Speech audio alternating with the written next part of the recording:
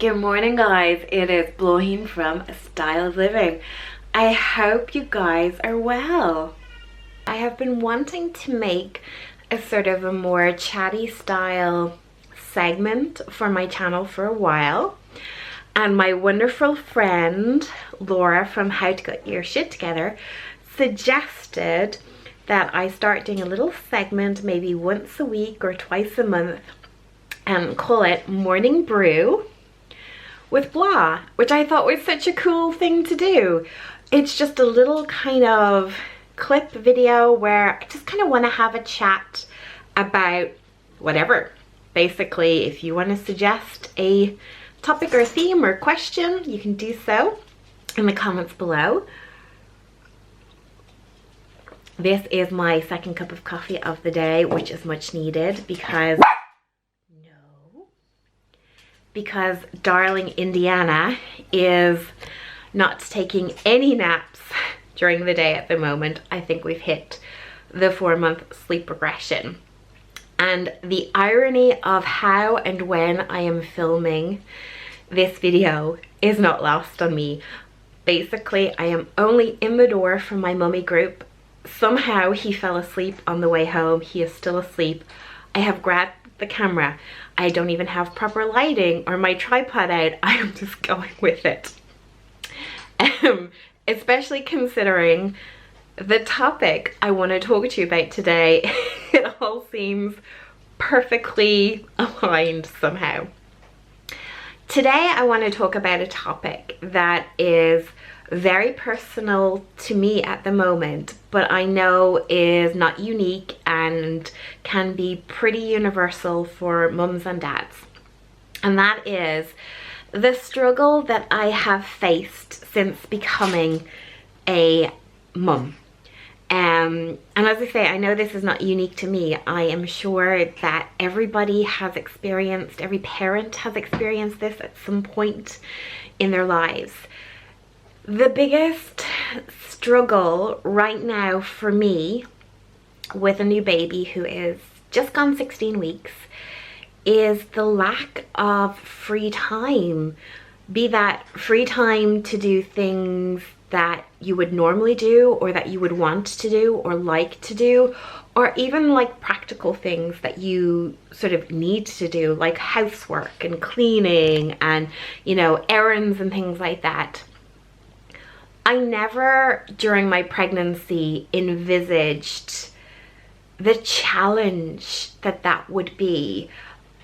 It was so hard for James and I to imagine what being sort of parents would be like, in the sense of, you know, running our day-to-day lives and our homes and our jobs and everything with a baby. We tried to envisage sleepless nights and cranky babies and all of that sort of thing, and obviously when you have no sense of what that's like, it's very hard to do. Now, we are very fortunate.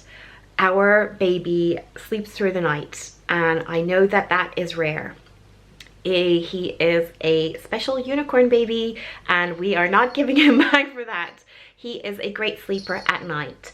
Not so during the day. He really rarely naps, and if he does, it's not for a long period of time. To be honest, my camera is reading 3 minutes and 50 seconds, and I am surprised I've had this long since I've returned home. But yeah, for me, who was a very active, productive person in their work life, and I know I'm lucky in that I'm retired, and even though if I was still working, I'd probably still be on maternity leave and I would still have time at home, I don't have that sort of forward thought of, okay, in a few months or in a few weeks I'm going to have to return to my job or my career, and I'm going to have to make all of this work while I'm not even here for 8 to 12 hours a day. I am very fortunate, but that does not mean that my struggle or readjustment is less than anybody else's. Obviously, James and I were married for almost 13 years before Indiana came along.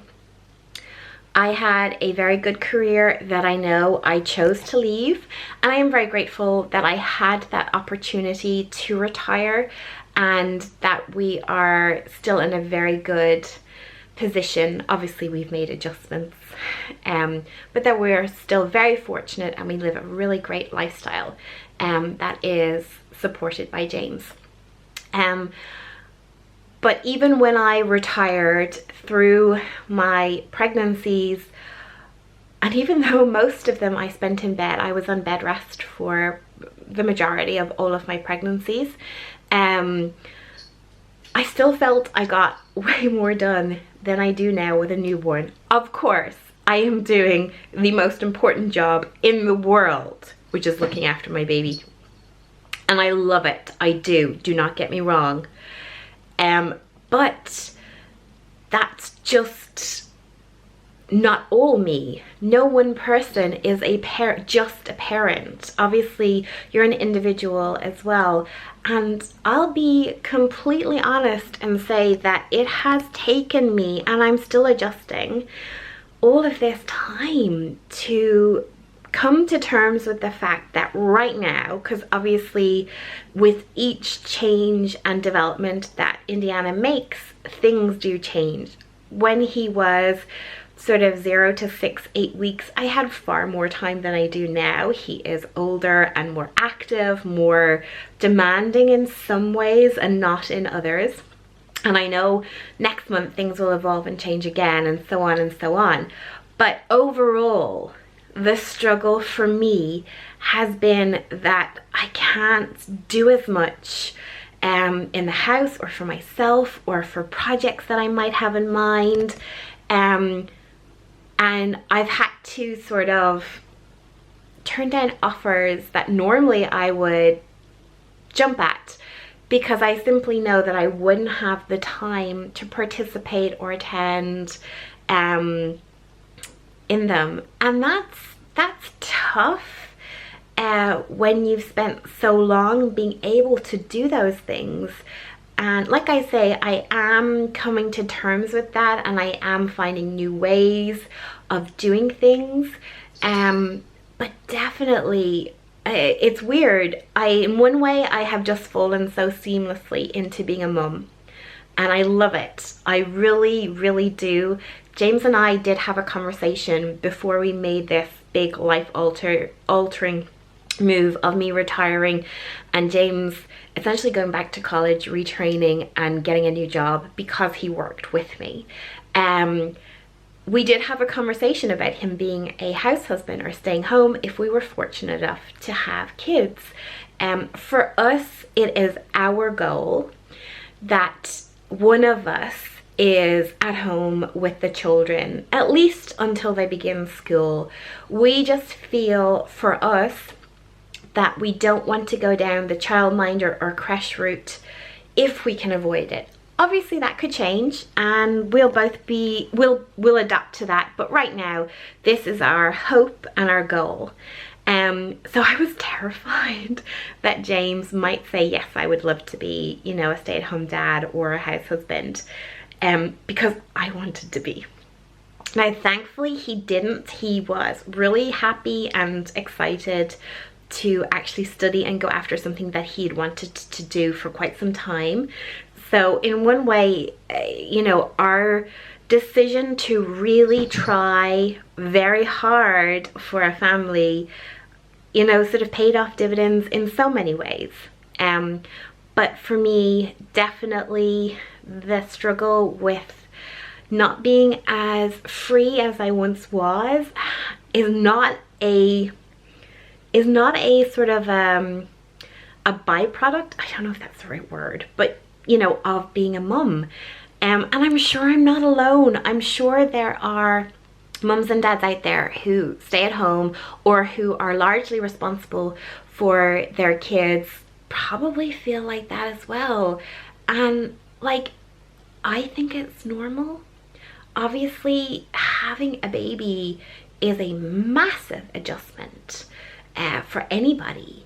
But yeah, I just kind of wanted to open up or share my struggle, because I've noticed when other people sort of talk about things like this, it resonates with me, and I kind of feel, yeah, I feel that. And it's so nice to know that somebody else does too, because sometimes, you know, life in any given situation can be lonely if you feel you're the only person who feels a certain way. I'm a great believer in that even if you are feeling a certain way and it seems slightly impossible to feel any better or any different, that you should definitely try and improve the situation if you can. So some of the things that I'm doing to make myself feel better about what's happening in my life right now is that I am working on lowering my own expectations about what it is that I can achieve outside of looking after Indiana. This is tough. Like, I'll be perfectly honest and say this is a hard lesson for me to learn. I would like to think that I would have run a nice tidy house and be on top of things and, you know, like everything, you know. And to a degree I probably was, maybe 75% of the time, and then 25% of the time I wasn't. I think that in itself is reasonably normal too.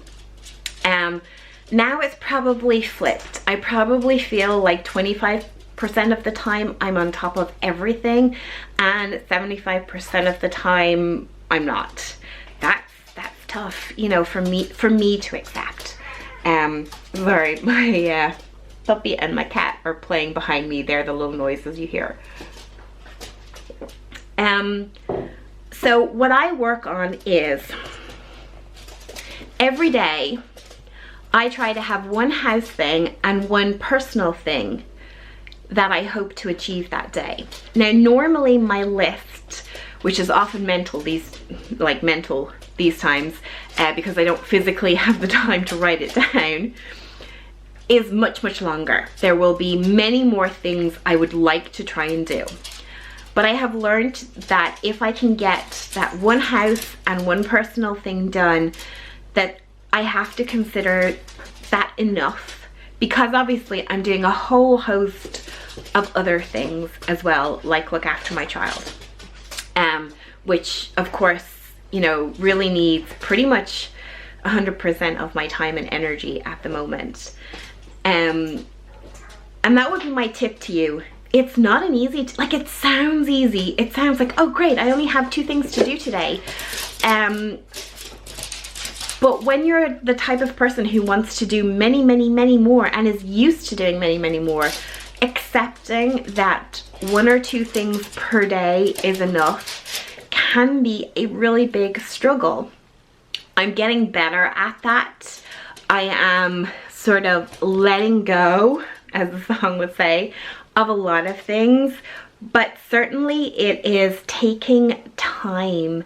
And, you know, I think that is normal too, because these changes or accepting changes like this doesn't really happen overnight.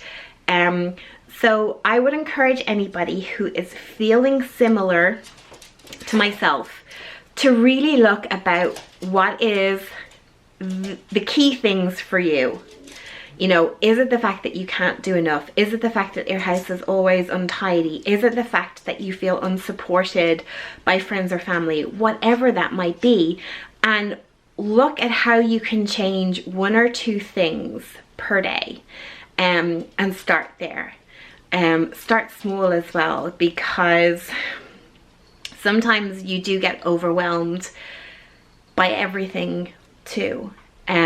I talk to my husband about this all of the time, so he's aware of how I feel, and he is very supportive as well, which I'm very fortunate of.